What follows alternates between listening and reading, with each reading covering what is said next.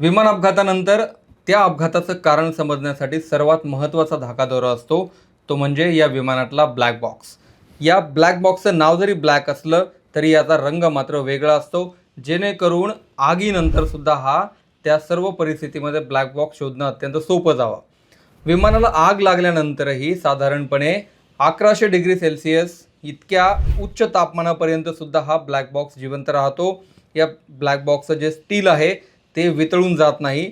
तर विमान जर समुद्रात पडलं असेल तर 6 किलोमीटर खोलीपर्यंत म्हणजे 6000 मीटर खोली जरी असेल तरीसुद्धा हा ब्लॅक बॉक्स जिवंत राहतो. 30 दिवसापर्यंत हा ब्लॅक बॉक्स समुद्रामध्ये सुद्धा राहू शकतो.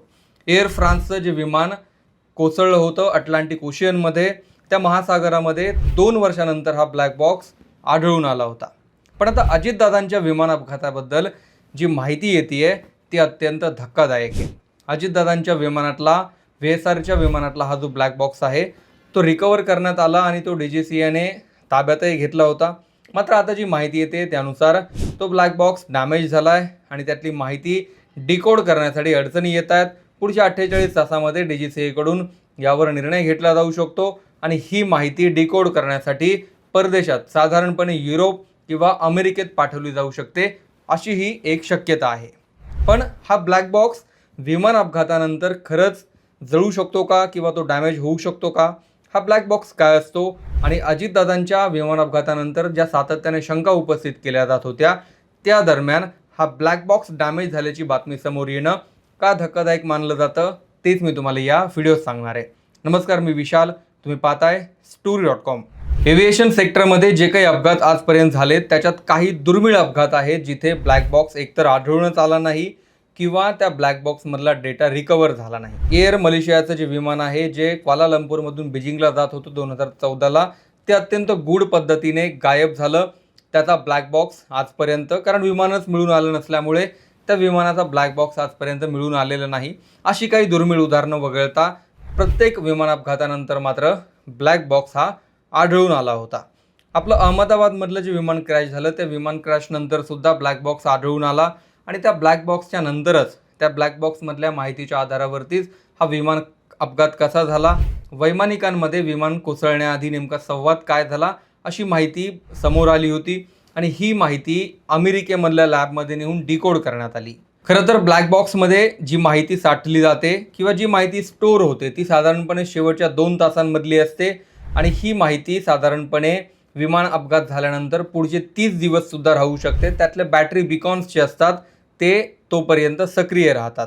अजितदादांच्या विमान अपघाताबद्दल जी माहिती समोर येते त्यानुसार हा ब्लॅक बॉक्स रिकवर जरी करण्यात आला असला तरी तो डिकोड करण्याचा प्रयत्न केला असता त्यातनं पुरेशी माहिती समोर येत नाही आहे. खरं तर ब्लॅक बॉक्समध्ये जी माहिती स्टोअर होते किंवा ज्या ऑडिओ रेकॉर्डिंग स्टोअर होतात त्या ऑडिओ टेपप्रमाणे रेकॉर्ड होत नसतात. तर उदाहरणार्थ काही लॉग्स गुगल शीटमध्ये किंवा गुगल डॉक्युमेंट्समध्ये जसे काढले जातात तशा लॉग्सच्या स्वरूपात ही माहिती स्टोअर होत असते. इंजिन स्विच किंवा शेवटच्या वेळी इंजिनची हालचाल कशी होती, कोणते स्विच ऑन होते, कोणते ऑफ होते, त्यावेळी वैमानिकांमध्ये ATCमध्ये कोणता संवाद होत होता, असे वेगवेगळ्या प्रकारचे जे लॉग असतात ते लॉग स्वरूपामध्ये त्या बॉक्समध्ये रेकॉर्ड होत असतात आणि त्याची जी नोंद आहे ती अपघातानंतर डिकोड केली जाते. DGCAच्या किंवा जगभरातल्या ज्या नामांकित लॅब आहेत त्या लॅबमध्ये नेऊन DGCAने अजितदादांच्या विमान अपघातानंतरचा जो बॉक्स रिकवर केला तो लॅबमध्ये नेला असता त्यातल्या रेकॉर्डिंग्स, त्यातले लॉग हे डॅमेज झाले असल्याचं समोर आलं. आता DGCAचं असं म्हणणं आहे की हा बॉक्स रिकवर करायचा असेल, शेवटचं संभाषण जर रिकवर करायचं असेल तर ते दुसऱ्या म्हणजे परदेशातल्या प्रयोगशाळेमध्ये न्यावं लागेल आणि तिथे हे डिकोडिंग होऊ शकतं. सध्या अजितदादांच्या अपघाताबद्दल वेगवेगळ्या शंका उपस्थित केल्या जातात, कारण वैमानिकाचा शेवटचा संवाद, एक वैमानिक शांभवी पाठक या शीट एका सामान्य नागरिकाप्रमाणे प्रतिक्रिया देताना दिसून आल्या होत्या.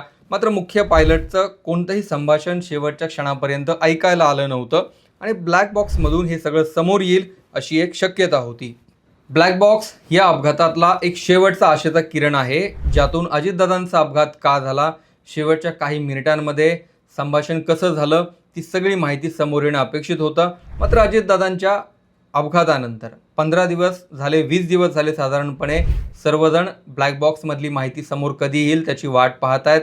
ती वाट पाहत असतानाच ही माहिती समोर येणं की त्यातला डेटा डॅमेज झाला आहे, ज्या वेगवेगळ्या शंका आतापर्यंत उपस्थित केल्या जात आहेत.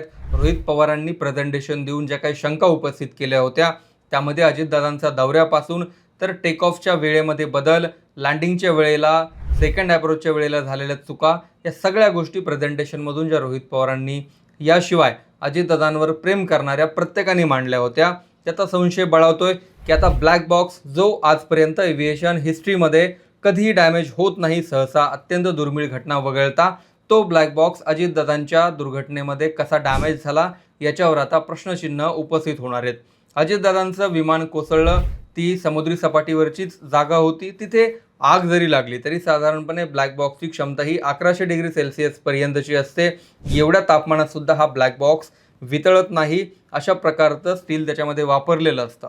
मात्र हे लॉग डॅमेज का झाले याचा सुद्धा शोध आता DGCAला स्वतंत्रपणे करावा लागणार आहे, कारण यानंतर जे प्रश्न उपस्थित केले जातील त्याचं उत्तर तपास यंत्रणांना द्यावं लागणार आहे. या सगळ्या घडामोडींवर तुमचं काय मत आहे? हा ब्लॅक बॉक्स खरंच डॅमेज होऊ शकतो का? तुमचं मत कमेंटमध्ये जरूर लिहा.